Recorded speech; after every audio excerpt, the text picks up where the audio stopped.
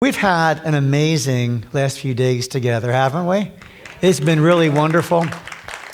And it just seems like the presence of God just kept increasing, just as from the start. Just it kept increasing. And I think it was Friday night. It was just such a sense of God's presence in the room. It was like, wow, we don't even leave. It was an amazing, holy time. And then last night, just prayer all over the room and people getting touched by God. It was just, it was fantastic. It was just what we dream of.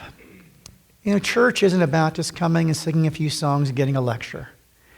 It's encountering the presence of God, because we all need His presence. And that's what I love about our guest speaker today, Marcus Dygert. He is a man who loves the presence of God.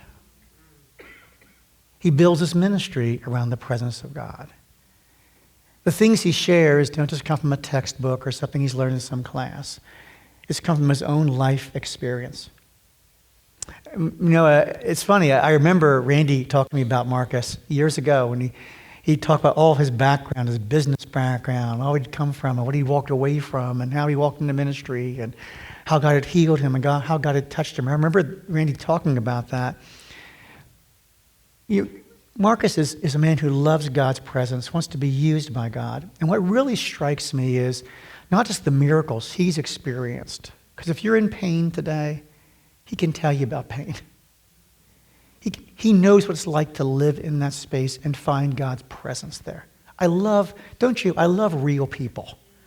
I love authentic people. People who say, here's where I was, my life wasn't right, but God helped me, God gave me the breakthrough.